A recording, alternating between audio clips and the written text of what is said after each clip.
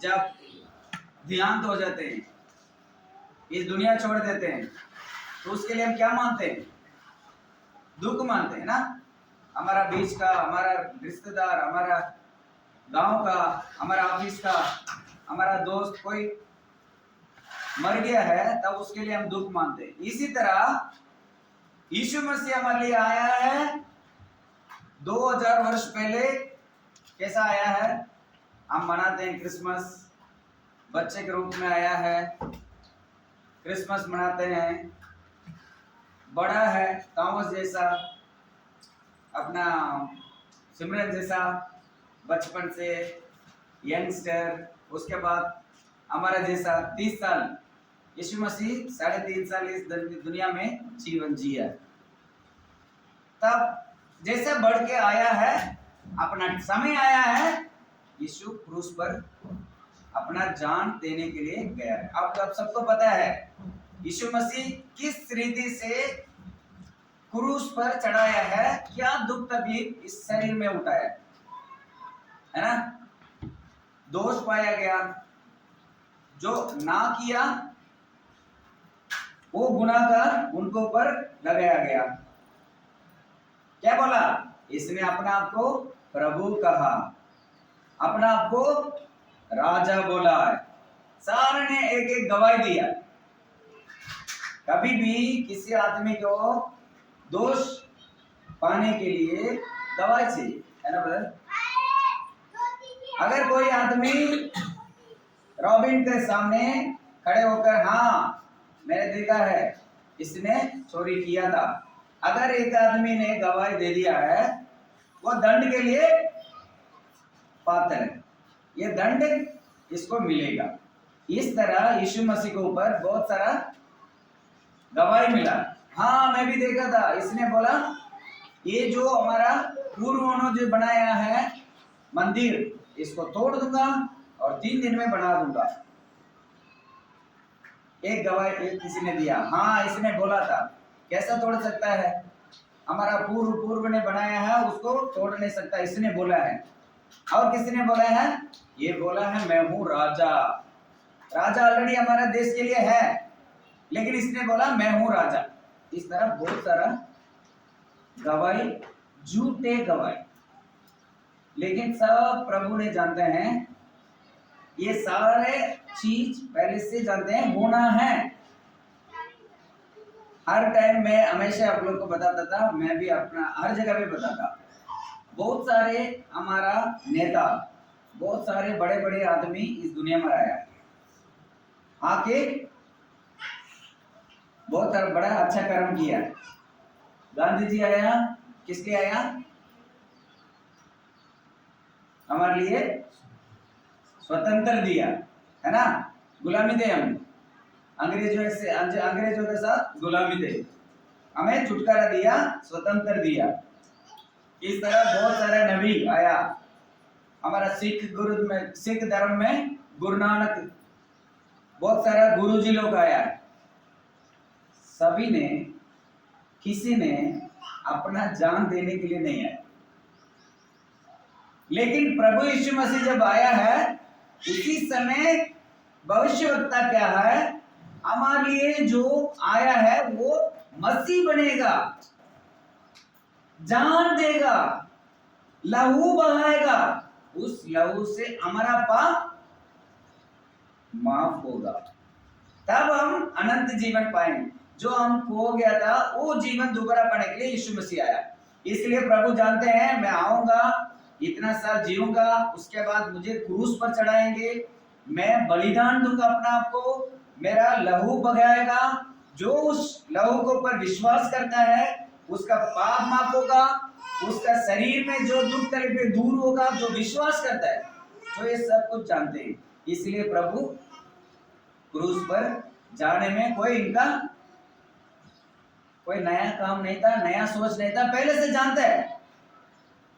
अभी प्रभु यीशु मसीह उस मरने के समय में 7 शब्द बोला, और बहुत सारा बोला है, लेकिन क्रूस पर रहकर अपना जान धीरे धीरे धीरे जान निकल रहा है शरीर से, तो धीरे धीरे निकलते हुए दुख तकलीफ के साथ कुछ वचन उनका मुंह से निकलता है।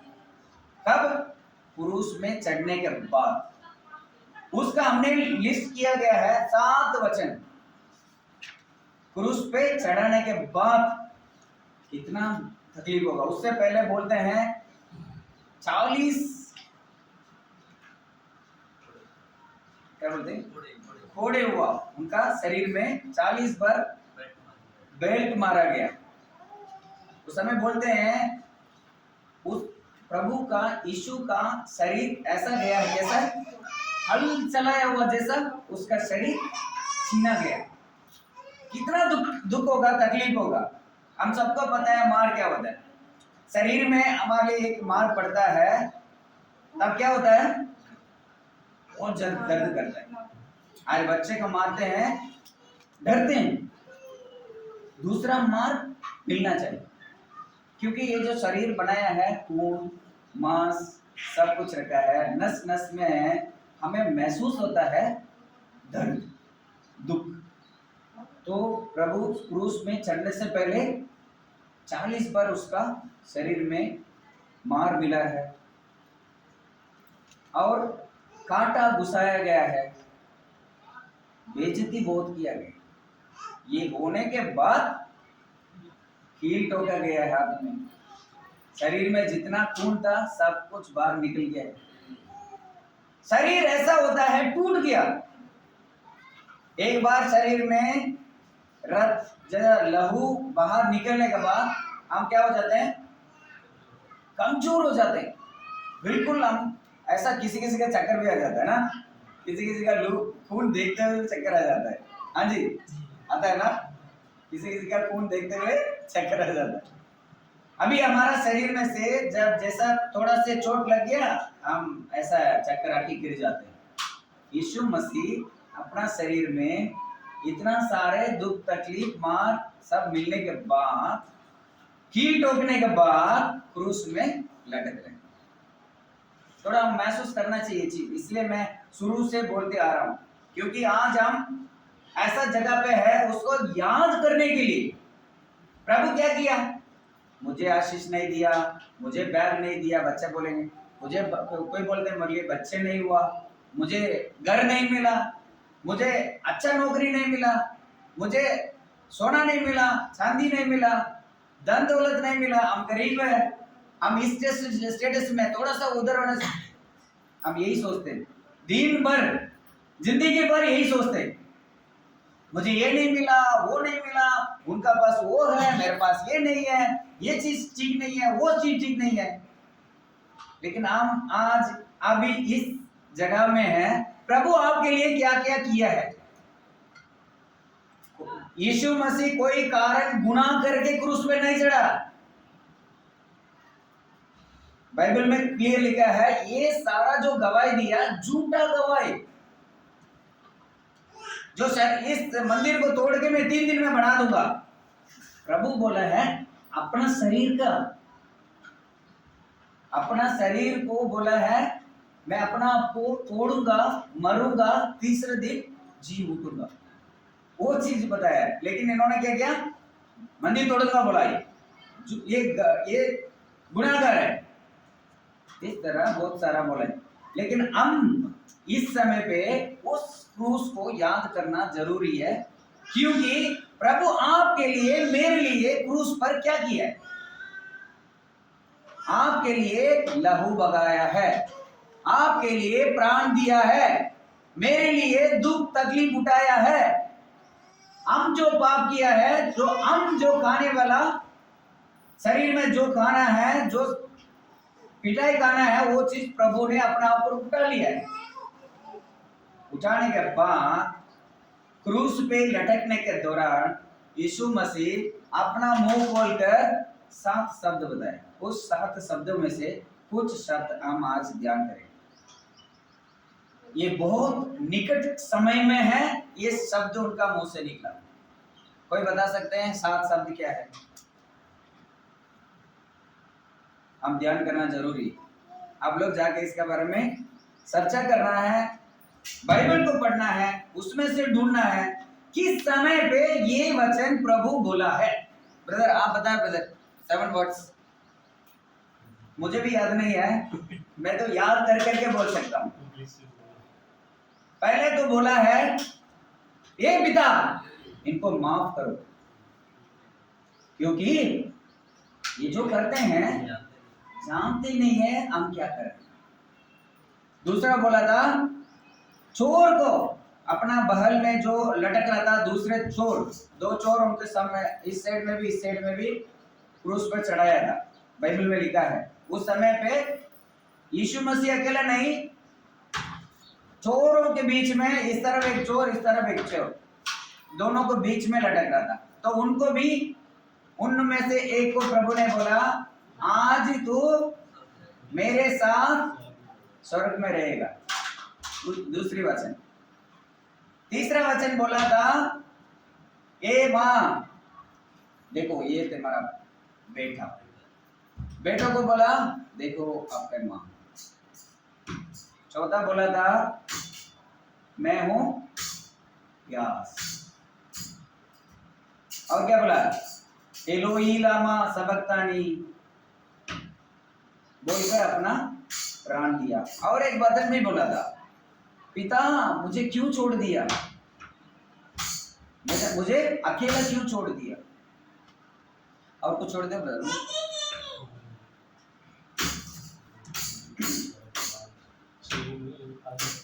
और एक वचन छोड़ दिया फिनिश, मैं कर दिया, खत्म हो गया, सब कुछ हो गया, सब कुछ कर दिया। चलो अभी आगे जो 3 वचन आज हम देखेंगे, अगला हफ्ता ब्रदर हमारे लिए बचा हुआ 4 वचन के बारे में बातचीत करेंगे। रूथ को थोड़ा कंट्रोल करना पड़ेगा। रूथ है ना रेबेका को थोड़ा कंट्रोल करना पड़ेगा। चलो आज हम पहला वचन ध्यान करेंगे, ए पिता इनको माफ करो। Luke chapter 23, Luke chapter 23 verse 34 से पढ़ेंगे। रॉबिन हमारे लिए पढ़ना, थोड़ा जोर से पढ़ना, सबको सुनाई दे। जो लूक चैप्टर 23 23 वचन नहीं, चैप्टर 23 वचन 34 से।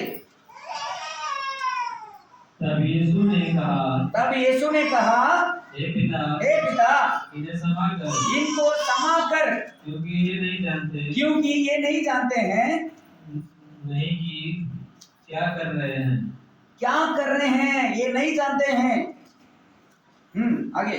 और उन्होंने चींटियां डालकर उसके कपड़े काट दिए। लोग खड़े देख रहे थे और सरदार भी ठट्ठा करके कहते थे इनसे दूसरों को बचाया है। यदि यह परमेश्वर का मसीह है और उसका चुना हुआ है तो अपने आप को बचा लो। सिपाही भी पास आकर और सिरका देकर उसका ठट्ठा कहते थे यदि तू यहूदियों का राजा है तो अपने आप को बचा। और उसके ऊपर एक दोष पत्र भी लगा था। यह मसीह का राजा है। नहीं देखिए, हम ये 4 वचन में से देखते हैं, इतना होने के बाद भी यीशु क्रूस पे लटक रहा है, लहू बहाया है, शरीर में ताकत नहीं है, कमजोर होके जान निकलने वाला है। इस इंसान को कभी कभी दिल पत्थर हो जाता है ना। हमारा भी कभी कभी क्या हो जाता है, हमारा दिल पत्थर हो जाता है। यीशु मसीह लटक रहा है इतना दुख तकलीफ के साथ, लेकिन इधर सभी ने क्या बोलते हैं, आप राजा था ना, अपने आप को बचा लो। आप बोलता था ना मैं ये कर सकता हूं, मैं वो कर सकता हूं, मैं पिता हूं, मैं यीशु मसीह हूं। आपने किसी को, कितना आदमी को जिंदा उठाया था ना, कितना आदमी को आपने खाना दिलाया था ना, आंख खोला था ना, कितना आदमी अद्भुत किया था ना। अभी अपना आप को बचा लो। यीशु दुख में है, तकलीफ में है, लेकिन एक आदमी भी उधर उनका दुख तकलीफ समझने के लिए तैयार नहीं था। उनका दिल में इतना भी सोच नहीं आया कि प्रभु के ऊपर दया किसी को नहीं आया। बोला है अपना जो कपड़ा है उसको ऊपर चिट डाल रहे, ये किसका चिट, किसका नाम पे गिरेगा वह उसका कपड़ा ले लेंगे। निंदा करते हैं, प्रभु को ऊपर हंस रहे हैं, जबकि प्रभु क्रूस पर लटक रहे हैं। और भी इधर बहुत सारा चीज हो रहा है। सिपाहियों भी क्या कर रहे हैं, प्रभु का निंदा कर रहे हैं। बोला था ना राजा अपना आप को बचा लो। और एक जगह पे लिखा है आंख को बांध दिया और थप्पड़ मारा। थप्पड़ मारने के बाद पूछा यीशु मसीह को, आप बताओ किसने मारा? आप प्रभु था ना, आप यीशु मसीह था ना, आप सबको जानते हैं ना, आप ही बताओ किसने आपको थप्पड़ मारा? और एक जगह पे लिखा है प्रभु का चेहरे के ऊपर थूका गया। क्या किया गया? थूका गया है। देखिए प्रभु इतना नीचा हो गया है, इतना निच्छड़ हो गया है हमारे लिए, मेरे वजह से। इतना करने वालों को प्रभु क्रूस पर बोलता है पिता इनको माफ करो। दोबारा पढ़ना 34। हे पिता। तब यीशु ने कहा, यीशु ने उस समय कहा है हे पिता इन्हें क्षमा कर, इनको क्षमा कर, क्योंकि ये नहीं जानते हैं कि क्या कर रहे हैं। क्या कर रहे हैं। हम भी यही कर रहे हैं आज। अभी क्या कर रहे हैं? हम भी यही कर रहे हैं। हम क्या कर रहे हैं वो हम नहीं जानते। हम जो जीवन जी रहे हैं उसका फल क्या है हम नहीं जानते। इतना वचन सुनने के बाद भी, इतना वचन पढ़ने के बाद भी, मसीह के अंदर आने के बाद भी हम नहीं जानते हैं हम कर क्या रहे। इसलिए पिता यीशु मसीह कहता है इतना उनका निंदा करने वालों को भी पिता इनको माफ करो। आज भी वचन कहता है परिशुद्ध आत्मा पिता के बगल में रहकर हमारे लिए प्रार्थना कर रहा है। क्या प्रार्थना कर रहे हैं? पिता और थोड़ा समय दो, पिता इस आदमी को और थोड़ा समय दो, इस सिस्टर को और थोड़ा समय दो, इस आदमी को थोड़ा समय दो, ये मन फिरेगा, गलत रास्ते से वापस आएगा, यीशु मसीह के अंदर जिएगा, अपना जीवन अर्पण करेगा, विश्वास करेगा। पिता के पास परिशुद्ध आत्मा अभी भी हमारे लिए विनती करते रह रहा है। हर दिन, हर पल, हर महीना, हर साल पिता के पास हमारे लिए क्या कर रहा है? विनती कर रहा है।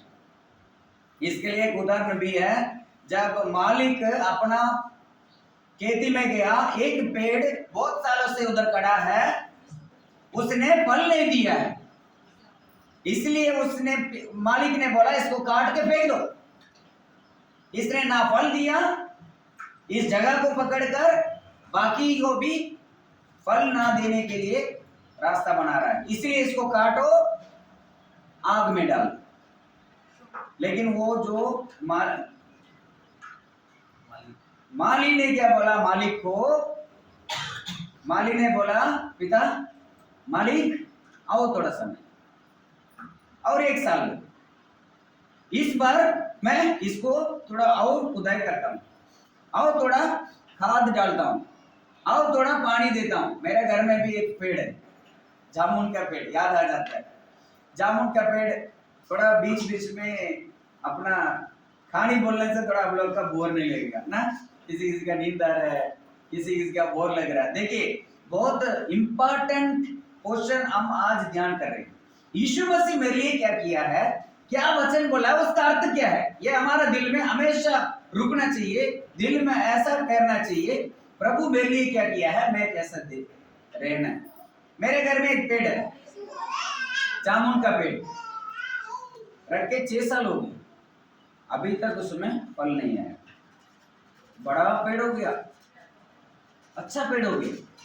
देखिए उसको मैं जब भी देखता हूँ, मेरा उसके ऊपर मुझे क्या आ जाता, दया आ जाता, क्योंकि उस पेड़ को मैंने रखा है। बहुत दूर से लेके आया, पैसा देकर खरीद के लाया, और मेरे घर में 6-7 साल पहले मैं खुद लगाया, उसका पानी दिया। उस समय मेरा कंपाउंड भी नहीं था घर के पास। उसका मैंने क्या किया, सुरक्षा के लिए वो बनाया, उसका बाउंड्री बनाया, छोटा से वो काटा बनाया, काट तोड़ के उसको बनाया। अच्छा से पेड़ आ गया, बहुत बड़ा पेड़ आ गया, इसका उतना बड़ा भी हो गया उसका नीचे के हिस्सा। अभी तक उसमें फल नहीं निकला। अभी क्या होता है, सभी मेरे पास जो मेरे घर में भी जो रहते हैं बोलते हैं ये फल देने वाला नहीं है, ये पेड़ नाकामी है, इसमें कभी फल नहीं आएगा, काट दो, मुझे बोला गया। लेकिन मेरा दिल में, क्योंकि मैं बचपन से उसको पाला है, उसको दूर से लेके आया है, पानी दिया है, सुरक्षा दिया है, इतना बड़ा पेड़ बनाया है, मेरा एक उसको ऊपर एक दया है, उसको दया भी है और विश्वास भी है, ये फल जरूर देगा। इंतजार कर रहा, पिछला साल, उससे पिछला साल भी इंतजार किया हूं।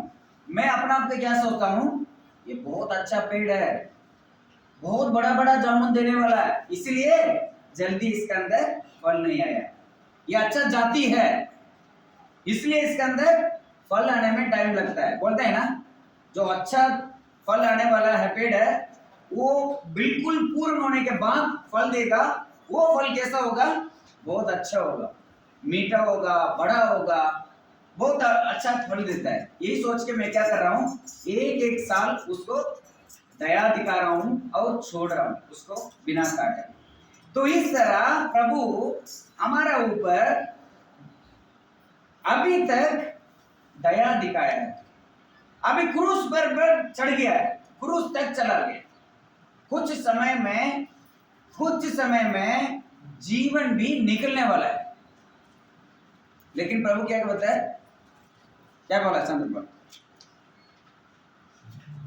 नहीं, अभी जो हमने पढ़ा था, पिता इन्हें माफ कर।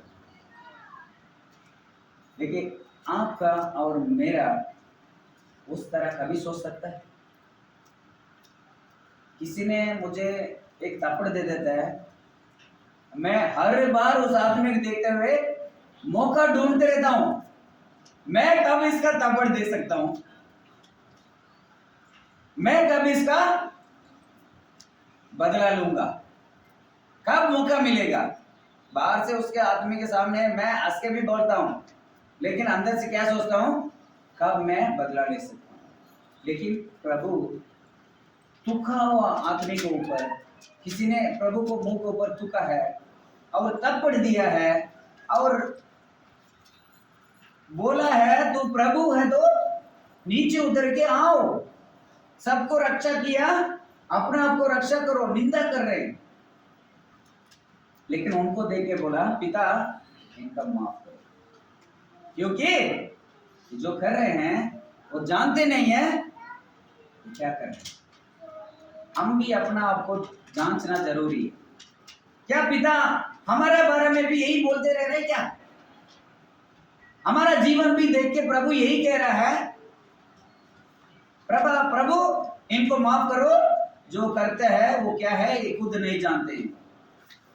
हमारा जीवन में अभी थोड़ा बहुत अच्छा चलता है ना, कोई दुर्घटना नहीं, कुछ दुख तकलीफ नहीं, थोड़ा लाइफ क्या होता है कभी कभी स्मूथ चलता है। उसका मतलब ये नहीं है हम सब कुछ अच्छा है, उसका मतलब ये नहीं है मैं सही हूं, मेरा जीवन सही है, मैं जो बोलता हूँ वो सही है, मैं जो करता हूँ वो सही है। उसका मतलब ये नहीं है इसके वजह से नहीं है, आप सही इसलिए आपका दुर्घटना नहीं हुआ। प्रभु आपके ऊपर हर दिन दया दिखा रहा है, हर समय हर पल आपके लिए। प्रभु से पिता से ये बोलता है, पिता इनको माफ करो, ये आ जाएगा, प्रभु के अंदर आ जाएगा, ये फल देगा। पिता आपके लिए विनती कर रहे हैं, माफ कर रहे हैं। तो ये जो गुण हमारा अंदर भी आना जरूरी है। अगर मसीह का बंदा बोलता हूं, मसीह को मानता हूं, हम भी ये गुण हमारा अंदर रखना चाहिए, किसी को देख के माफ करने का सहन शक्ति होना चाहिए।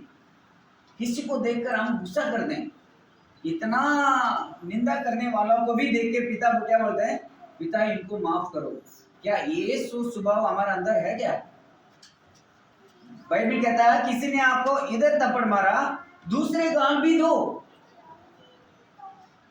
ये चीज कभी हमने सोचा भी नहीं। ये चीज हमारे जीवन में किसी के साथ करते हैं कि नहीं? किसी को माफ करते हैं? अपना पति को माफ नहीं करते, अपना पति को, अपना भाई को माफ नहीं करते, अपना भाई को माफ नहीं करते। माफ करने वाला एक बहुत बढ़िया गुण है। वो गुण आदमी को बड़ा बनाता है। उसके लिए क्या चाहिए? हमारा अंदर सहन चाहिए, सहना जरूरी है। देखिए हम प्रभु का बंदे, हमारा अंदर दया होना चाहिए, नम्रता होना चाहिए। अपना आपको प्रभु क्या किया? क्रूस तक नमन रखा है ना, हम्बल किया है। कहां तक? क्रूस पे निंदा, बहुत सारा तकलीफ, बहुत सारा ना सुनने का बाद भी इनका कान में सुनाई दिया, फिर भी अपना आपको नम्रता, हलीम किया है। क्रूस तक किसी को कुछ नहीं बोला। एक जगह पे प्रभु बोला है,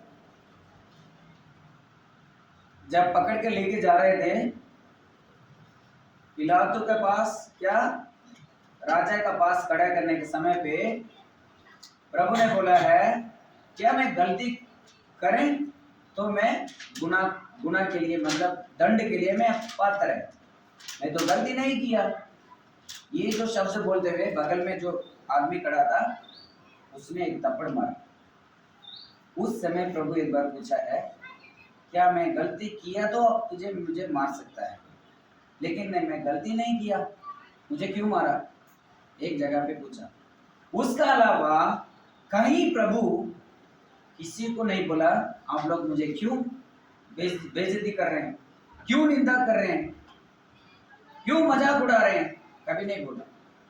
क्योंकि कोई बात, मैं इसी काम के लिए आया हूं, मैं मसीह का आदमी हूं, मैं कुछ भी सहन सकता हूं, मैं कुछ भी सहन के इस आत्मा को प्रभु के अंदर लेके आ सकता हूं। तो ये जो गुण प्रभु क्रूस पर इतना तकलीफ के दौरान, पिता इनको माफ करो, ये जानते नहीं है ये लोग क्या कर रहे हैं, उतना बोल सकता है। तो हम भी क्या है, वो जो गुण हमारा अंदर भी आना जरूरी है। तो दूसरे वचन के ऊपर चलेंगे, ये चोर के ऊपर। देखो उस समय पे चोर भी जेल में बंदित है। किसी ने कहीं चोरी किया, उसको भी दंड क्या है? आज हम पास्टर के बारे में सुना था ना, उम्र कैद के लिए सजा सुनाया गया। पता नहीं किस कारण से के लिए प्रभु उनका मदद करे। उस समय दो चोर को भी यही क्रूस पर जान से मारने के लिए क्या सुनाया? सजा सुनाया गया। यीशु मसीह के साथ उनको भी लेकर आए। आगे जा रहा है चोर, बीच में चल रहे हैं यीशु मसीह, पीछे आ रहे हैं और एक चोर।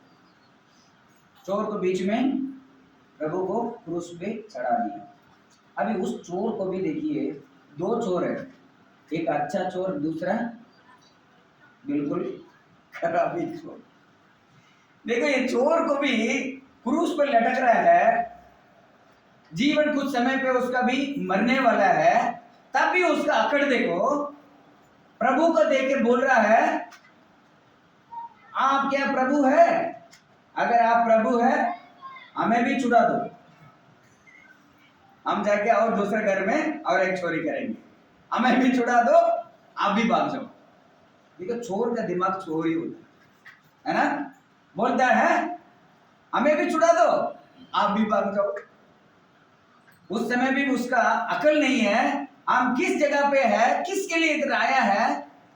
और ऊपर से क्या है, यीशु मसीह को कभी वो सुना कि नहीं। जब जीवन जिया प्रभु 3 साल 3.5 साल, कितना जगह पे जाकर सुसमाचार दिया है, कितना रोगी को चंगा किया है, हमने सुन रहे हैं। हम बहुत बड़ा अद्भुत अद्भुत इस बाइबल में पढ़ते हैं। पिछला हफ्ता हमने देखा था जकेयस, उसका घर लिया है, बहुत बड़ा चुंगी लेने वाला था, उसका घर में कितना आदमी, कभी सुना भी नहीं होगा, पक्का सुना होगा, लेकिन विश्वास नहीं, उसने यीशु मसीह के ऊपर विश्वास नहीं किया है।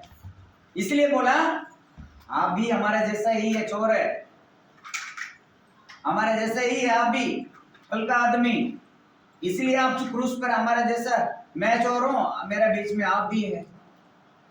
उसका थोड़ा भी यीशु मसीह के ऊपर विश्वास नहीं आया है, सुनने के बावजूद भी उसने विश्वास नहीं किया है। इसलिए वो क्या किया, प्रभु को निंदा कर रहा है क्रूस पर, बोला है हम दोनों आपके से बगल में, हम दोनों को भी छुटकारा दो, आप भी छूट जाओ। तो दूसरा और एक चोर है, इस साइड में है, इस साइड में बाइबल में कहीं मेंशन नहीं किया, मेंशन किया बताए दाहिने या बाएं, दोनों साइड में 2 चोर है, उसमें से कौन सी चोर अच्छा था, कौन सी चोर खराब था? राइट साइड से, हाँ राइट साइड, राइट साइड वाला सही है, लिखा ब्रदर? नहीं सर, दाहिने नहीं, मुझे तो नहीं लग रहा है। किस साइड का चोर, ये बोला है, निंदा किया है, किस साइड का चोर माफी मांगा है, मुझे यकीन नहीं है, लेकिन एक साइड का जो चोर है उसने बोला आप यदि प्रभु है आप भी बच जाओ, हमें भी बचाओ। लेकिन दूसरे साइड में जो चोर था उसको टोक रहा है उधर, ये चोर, हम तो चोरी करके गुनाह करके इस जगह पे लटक रहे हैं, लेकिन प्रभु यीशु मसीह कभी गुनाह नहीं किया है, वो विश्वास किया है, वो यीशु मसीह के बारे में सुना है, वो विश्वास करता है यीशु मसीह मेरे लिए आया है, मेरा पापों के लिए क्रूस पर चढ़ा है, मैं इसका नाम से विश्वास रखूंगा, मैं पाप को माफ मिल सकता है, मुझे मैं भी उद्धार पा सकता है, विश्वास किया। इसलिए उसने बोला है, यीशु उस वचन पढ़े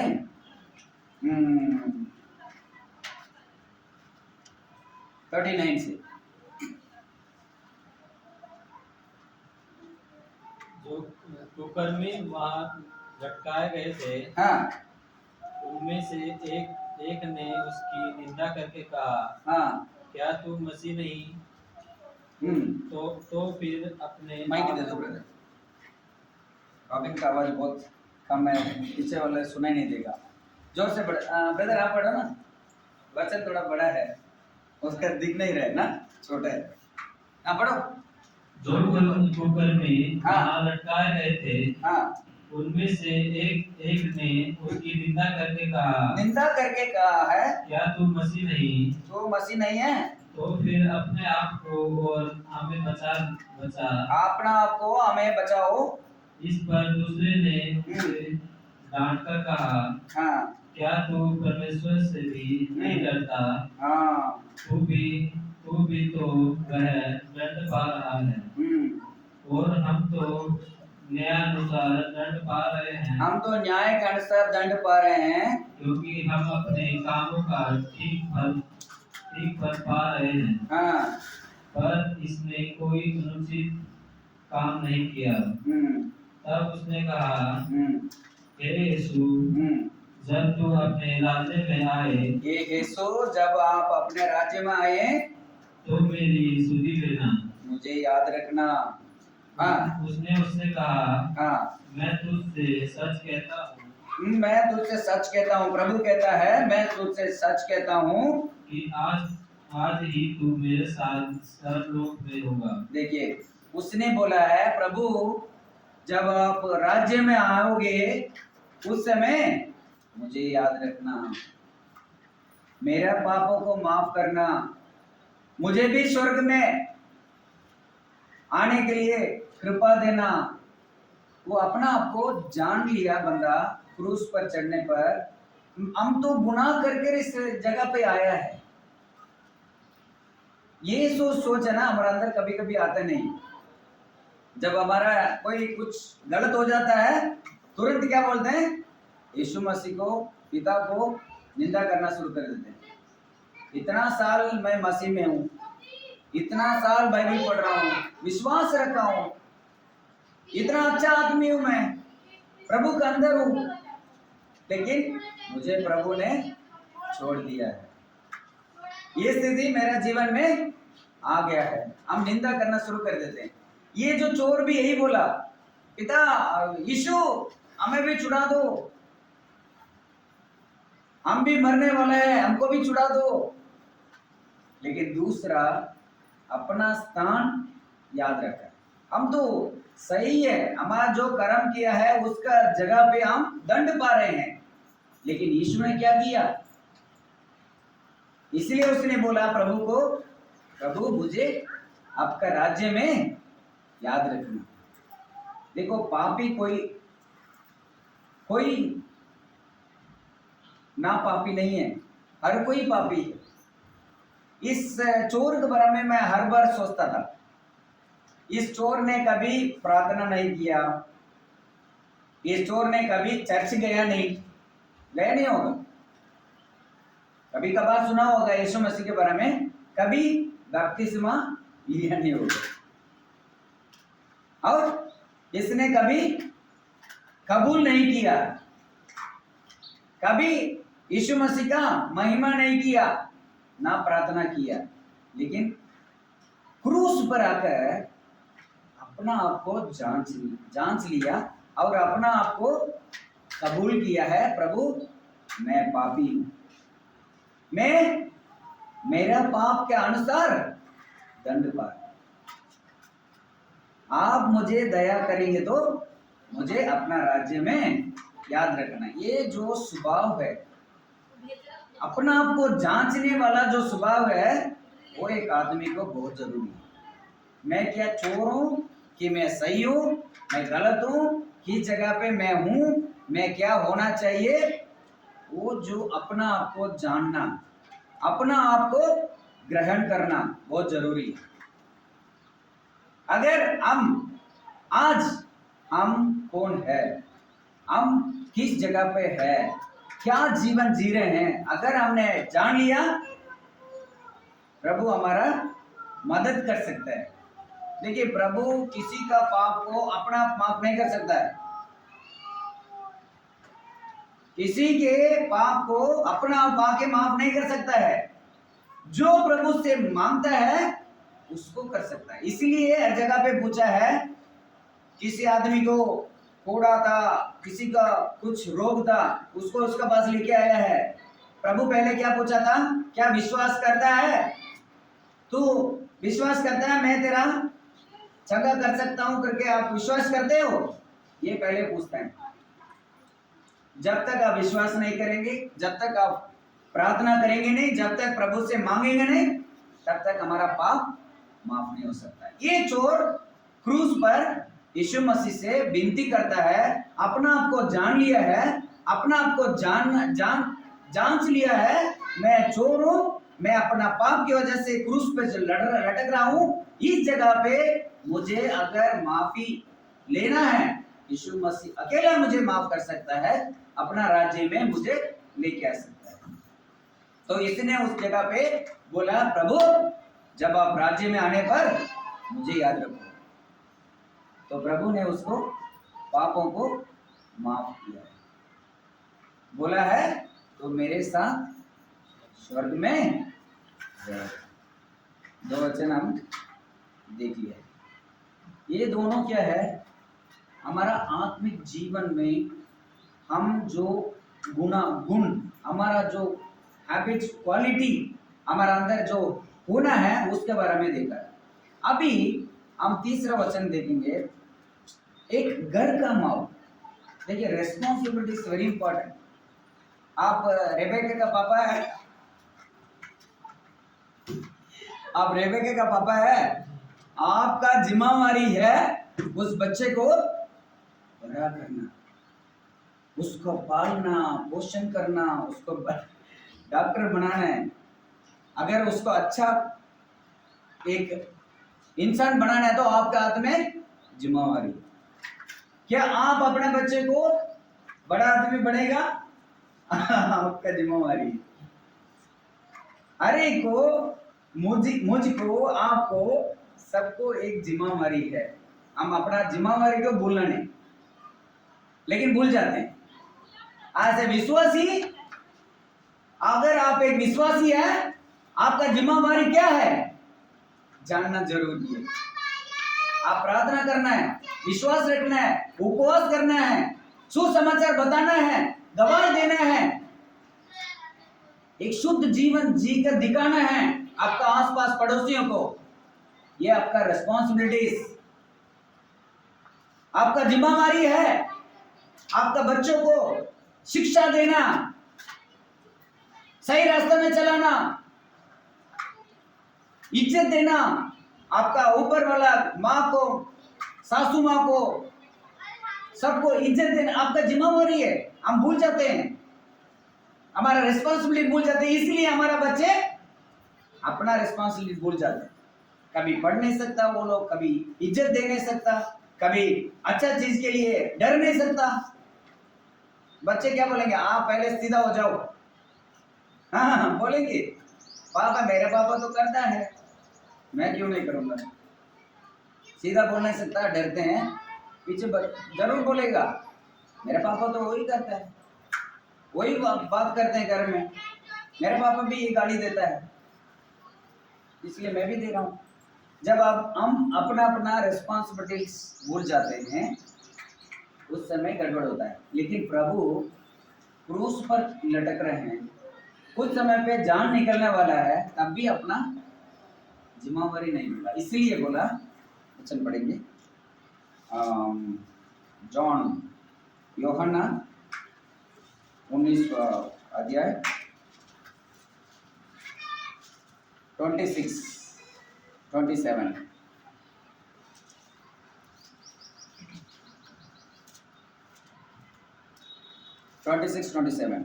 जब यीशु ने अपनी माँ और अपने माँ और उस चेलों को जिससे वह प्रेम रखता था, हाँ जिसको ऊपर प्रेम रखता था, पास पर देखा तो हाँ अपनी माता से कहा, अपना माँ से कहा है, हे नारी, ए दारी, देख यह तेरा पुत्र है। ये देखो आपका पुत्र है।